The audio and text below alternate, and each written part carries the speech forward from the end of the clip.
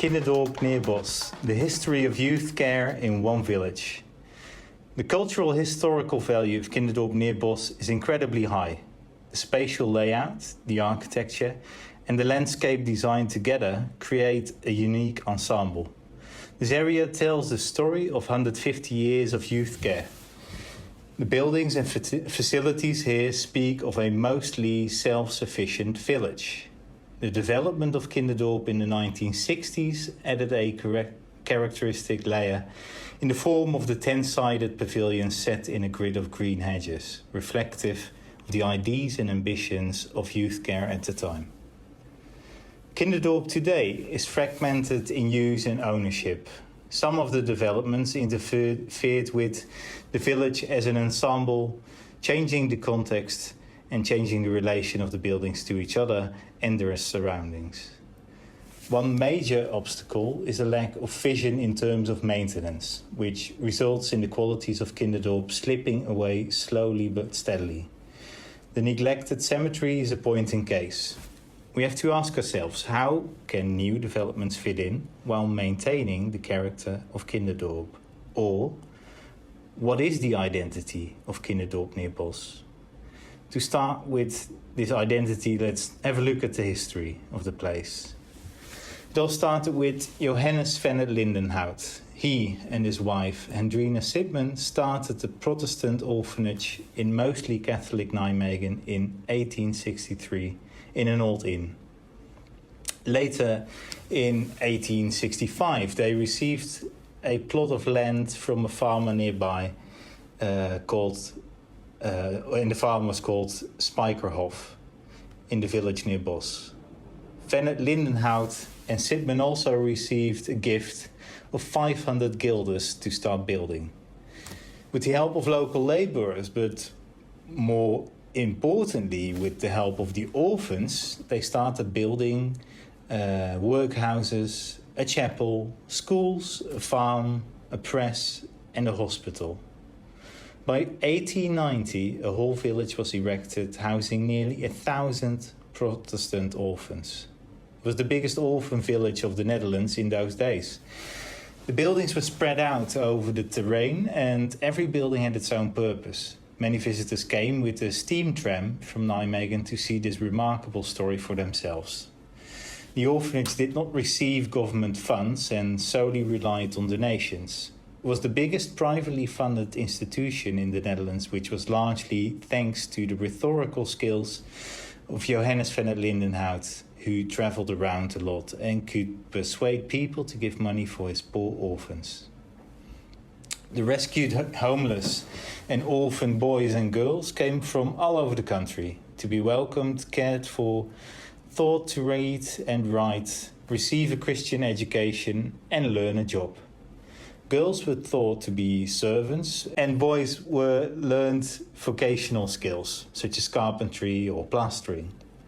Between 18 and 21, they left the orphanage to be independent. While leaving, they all received a travel chest containing personal clothes, work tools and a Bible.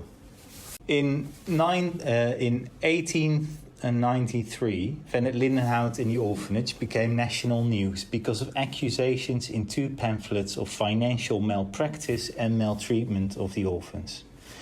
Van het Lindenhout was eventually cleared of charges, but the amount of children and the private funding dropped considerably. In 1903, the institute started receiving funding from the government, also taking up children in foster care, being removed from their parents by the Dutch Council for the Protection of Children.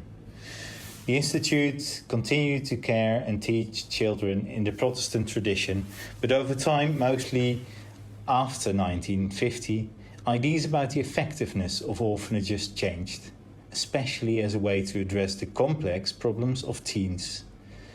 Convictions about what good education was changed. More and more focus came on the individual needs of children. Also, the orphanage invested in better trained staff who needed to have a degree. Social workers, psychologists, pedagogues, cultural leaders and sport teachers were all hired to give the children more services and better education. Individual educational placement and support schemes and treatment plans were also introduced. The new ideal approach to child and youth care also reflected in the new ambitions for the architecture of the children's village. Most of the old formal institutional buildings with dormitories were demolished around 1965. Director Johannes Visser asked Dutch architect J.J. Tuinenberg-Maus to make a master plan for the renewal of the area. The conditions were that he had to come up with a design with buildings for smaller groups, that the children could have more privacy and the accommodations and the staff would live nearby. The Van het Lindenhout Foundation attached great value to keep the aesthetic quality of the appearance of the village alive. Only parts of the plan of Tuinenberg-Maus were executed due to financial struggles and personal differences. In the middle of the terrain, in the chapel and the surrounding open area, as well as the farm and some of the older working houses, were maintained. The architect turned the area south and west of the chapel into a geometric structure, creating an octagonal road structure. He placed the 11 new group residencies on the corners of 3 grids. Near the group residencies, smaller houses for the group leaders were planned. The design was never realized. Instead, only much later, 4 square buildings for the staff erected in the southwest corner. The communal buildings like a school, sports facilities, a kitchen, hospital, powerhouse and administrative building were laid out to the east and north of the chapel. For the group houses, Tuinenberg-Maus came up with a revolutionary idea to make a 10-sided building of 2 stories. The slightly bigger second story is rotated 36 degrees relative to the lower building. And in the middle of the building, he placed a fireplace as the central meeting point and focal point of this structure. Recreational rooms, a homework room, a consultation room and dining room were situated on the ground floor, while the pupils each had their own private bedrooms on the upper floor. After 1980, more and more children were sent to foster families, so the youth care organizations like Children's Village Neerbosch, with their specialized institutions, had problems to survive. 18 institutions in the province of Gelderland merged under the new name of Lindenhout, creating a large, more regionally and nationally orientated organization. In 2000, the historic relation of Lindenhout with Neerbosch was cut through when the organization Lindenhout moved away from Neerbosch, even out of the Nijmegen area, to Arnhem. Only the museum is left behind since 1999 in the Orphanist Chapel to research and to tell the history of this a very important part of Dutch history. Since 2001, the area is in the hands of development companies, and use and ownership have been fragmented. Only a small part of Kinderdorp Neerbosch is protected. The Bethel Church is a national monument, and the cluster of buildings from the early Kinderdorp development are a municipal monument. Currently, the 10-sided pavilions are under threat. Because the area represents such a significant part of Dutch history, it should be on the forefront in all current and future developments. One of the first steps is bringing together all the different stakeholders and create support for a communal plan.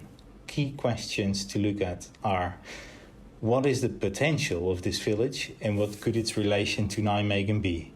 How can Kinderdorp maintain its heritage and role as a place for youth care? And how do we value heritage of Kinderdorp? The architectural heritage of its buildings, the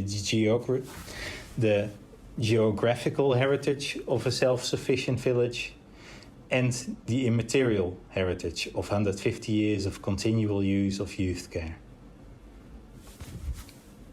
Now I'll run quickly past some of the most significant buildings in Kinderdorp, starting with the the protected buildings of the early developments there.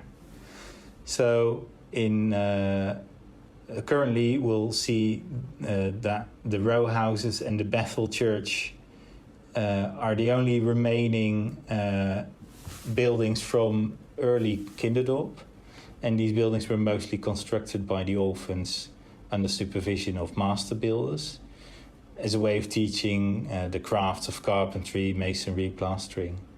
And as such, they are a very sort of, they represent the very first steps of Kinderdorp being developed. The buildings very much look like a product of that time. White render, sash windows, and it's only in 1995 that these buildings became officially protected as monuments. Another very significant part of Kinderdorp are the 10-sided pavilions. The 10-sided pavilions showed a new approach to child and youth care, and also all the ambitions of the 1960s regarding to childcare. Most of the old formal institutional buildings with dormitories were demolished around 1965 to make space for this renewal of the area. The renewal also came in the form of a new grid layout in which these pavilions were put. And today we've only got 10 of these pavilions left, 5 of which in the grid and 5 further out on the edge of Kinderdorp. Here we see Neerbosch around 1870, and we can clearly see sort of central in this image Wie's house, and that description means that's the first building put down or built by Van Lindenhof on the land given to him by the farm of Spijkershof. Here we see Neerbosch around 1900, and already we can see how in 30 years this village for orphans has grown incredibly. It's now situated along a central road, and a secondary road gave access to all the buildings and facilities along the sort of the central green of the area. Then here we see Neerbosch around 1970 with a projected motorway to be built along Kinderdorp.